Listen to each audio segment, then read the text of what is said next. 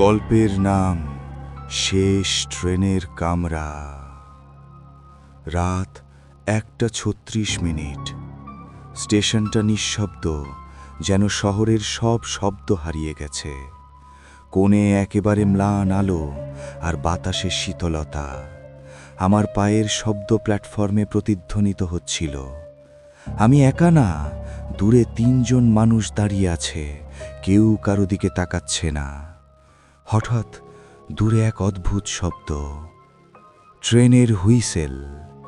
কিন্তু অদ্ভুত ব্যাপার, এই লাইনে আজ কোনো ট্রেন চলার কথা নেই। রোমাঞ্চকর, তাই না? আপনি গল্পটা পুরো শুনতে পারবেন তো? এই রকমই গল্পগুলি শুনতে চাইলে তাহলে গল্পগুলি ভালো লাগলে সাবস্ক্রাইব করবেন, লাইক করবেন এবং কমেন্ট করবেন। ডিজিটাল বোর্ডে কিছু নেই, ঘোষণা নেই, স্টেশন মাস্টার নেই। তবু ট্রেনটা এলো, পুরনো, নীরব, ইঞ্জিনে আলো নেই, সব কামরার দরজা বন্ধ, শুধু একটাই খোলা, শেষ কামরা। ভিতর থেকে হলুদ আলো জ্বলছে, জানালার ধারে মুখগুলো যেন আমাদের দিকে তাকিয়ে আছে। চোখ নেই, মুখের অভিব্যক্তি নেই, শুধু একটি মৃত্তিকা জমির মতো শীতল উপস্থিতি। একজন ফিসফিস করে বলল, এই কামরায় উঠবেন না। আমি জিজ্ঞেস করলাম, কেন? তার চোখ কাঁপছিল। বলল, কারণ যারা শেষ কামরায় ওঠে তারা আর কখনো নামতে পারে না। ঠিক তখনই আমার ফোনে নোটিফিকেশন এলো, আননোন নাম্বার, ভয়েস নোট।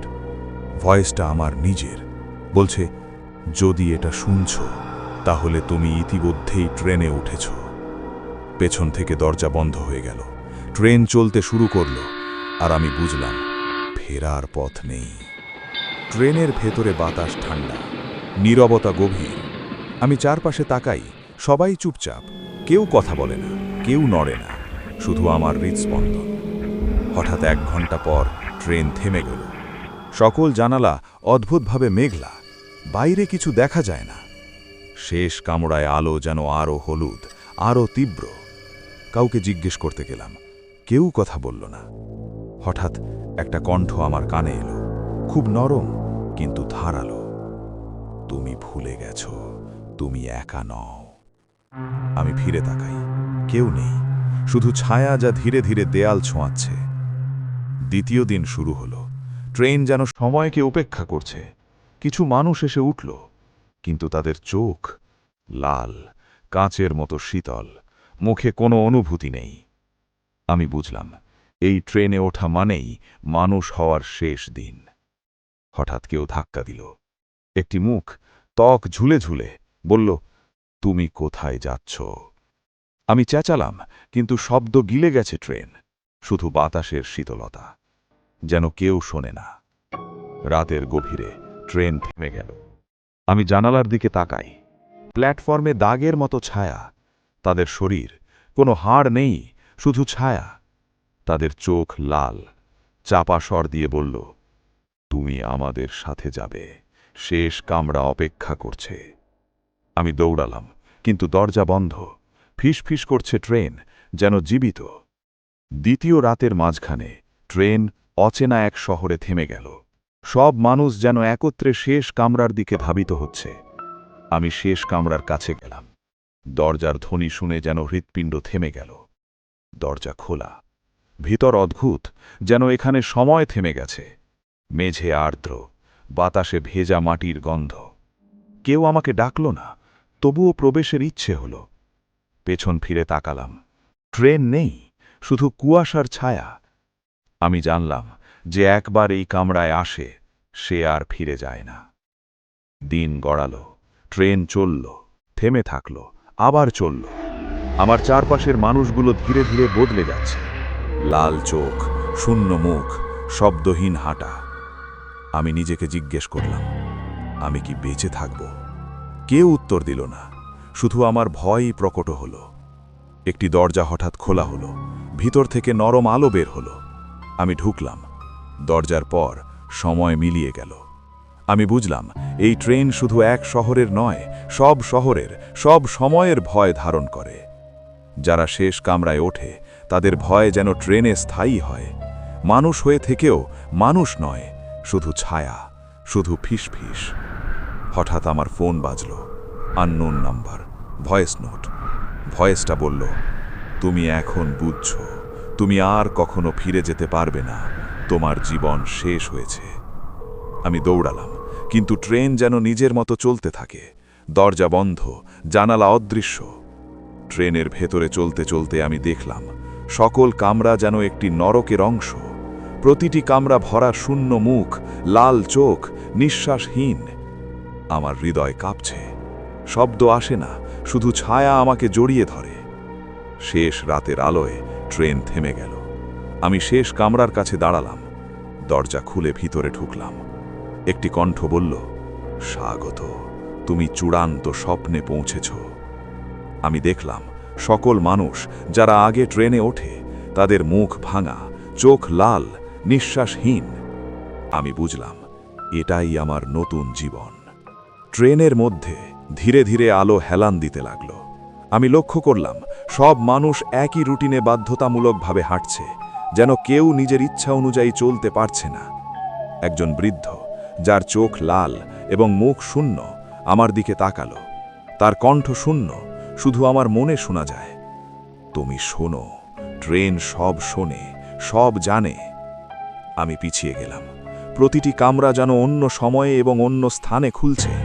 আমি জানলাম এটা আর কোনো সাধারণ ট্রেন নয়, এটি এক প্রকার অতিপ্রাকৃত প্রাণ, যা মানুষের ভয়কে খাদ্য হিসেবে খায়।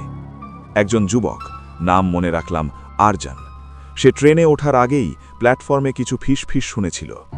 চোখে চোখ রেখো না, তারা চুরি করে তোমার আত্মা। সে বলল, আমি বাঁচব, আমি এখান থেকে বের হব। আমি তাকে ধরার চেষ্টা করলাম, কিন্তু সে হঠাৎ দ্রুত অদৃশ্য হয়ে গেল। পরের মুহূর্তে আমি দেখলাম শেষ কামরায় তার ছায়া মিলেছে। আমি চিৎকার করতে চাইলাম, কিন্তু শব্দ গিলে খেয়েছে ট্রেন। ট্রেনের ভেতরে প্রতিটি ছায়া একটি অতীত হত্যাকাণ্ড বা দুর্ঘটনার স্মৃতি ধরে রেখেছে। একজন নারী, নাম নন্দিতা, তার জীবন শেষ হয়েছে এক রাস্তার দুর্ঘটনায়। একজন যুবক, নাম সুমন, ডুবে মারা গেছে। আর একজন, নাম বিপুল, হারিয়েছে নিজের পরিবার। এরা সবাই শেষ কামরার শিকারে পরিণত হয়েছে, কিন্তু এখন যতটা সম্ভব তাদের অতীত মানুষ হিসেবে বোঝা যায় না। তাদের মুখে শুধু লাল চোখ এবং শূন্য অভিব্যক্তি। ট্রেনের প্রতিটি কামরা আমাকে অতীতের ভুল এবং ভয় দেখাচ্ছে। আমি দেখতে পাই একটি দরজা খুলল, ভিতরে আমার নিজের ফ্ল্যাট, কিন্তু ভিতরে আমি মৃত।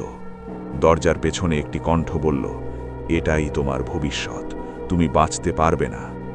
আমি পিছিয়ে গেলাম, কিন্তু ট্রেন নিজেই আমাকে শেষ কামরার দিকে ঠেলে দিল। আমি বুঝলাম এই ট্রেন চাইলে আপনার মানসিক শক্তিও শেষ করে দিতে পারে। ট্রেন আমাকে চমৎকার সাইকোলজিক্যাল হরারে ফেলে দিল। আমি শুনতে পেলাম ফিসফিস ধ্বনি, আপনি একা নন, কিন্তু সবাই হারিয়েছে আত্মা। আমি চারপাশে তাকালাম, সব ছায়া আমার কথা বলছে, আমার মনে প্রশ্ন তুলছে, আমাকে ভুল পথে ঠেলে দিচ্ছে। আমি ভাবলাম, আমি কি আসলেই বেঁচে থাকতে পারব? ট্রেনের ভেতরে একটি মানচিত্র দেখা গেল। এই মানচিত্র সব স্টেশন, সব ট্রেনের স্টপস এবং ছায়ার অবস্থান দেখাচ্ছে। আমি বুঝলাম, যেখানে ট্রেন থামে সেখানে কেউ ফেরে না। শেষ কামরা ইকুয়ালস টু চূড়ান্ত নরক। মানচিত্রের কোণে লেখা, যে একবার উঠবে সে আর নামতে পারবে না। আমি চূড়ান্ত কামরায় ঢুকেছি।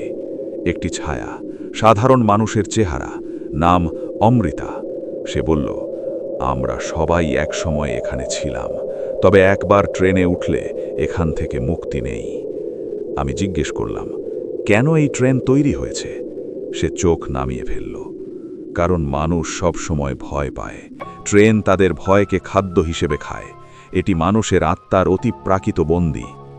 আমি হঠাৎ লক্ষ্য করলাম ট্রেন শুরু করেছে নিজস্ব ইচ্ছায় চলা। কোনো স্টেশন নেই। আমি চিৎকার করতে চাইলাম, কিন্তু শব্দ গিলে খেয়েছে ট্রেন। ভয়ঙ্কর দৃশ্য, সব চেহারা, সব চোখ, সব ছায়া আমাকে শেষ কামরায় টেনে আনা। শেষ কামরা, একটি দরজা খুলে দেখলাম নিজের ছায়া ভিতরে দাঁড়িয়ে আছে। ছায়া বলল, স্বাগত, তুমি এখন আমাদের সাথে, তোমার জীবন শেষ হয়েছে। আমি জানলাম যে একবার এই ট্রেনে ওঠে সে আর ফিরে যেতে পারে না। সব দরজা বন্ধ, সব জানালা অদৃশ্য। আমি এখন এই ট্রেনের নতুন ছায়া, নতুন শিকার। ট্রেন চলছে, আমি চিৎকার করি, কেউ শোনে না। আমি দেখি আরও নতুন মানুষ প্ল্যাটফর্মে দাঁড়িয়ে আছে, যারা শেষ কামরার দিকে তাকাচ্ছে। এবার তারা আমার দিকে তাকাচ্ছে, লাল চোখ, শূন্য মুখ। আমার ভয়ানক যাত্রা শুরু হলো শেষ ট্রেনের কামরায়, যেখানে ফেরার কোনো পথ নেই।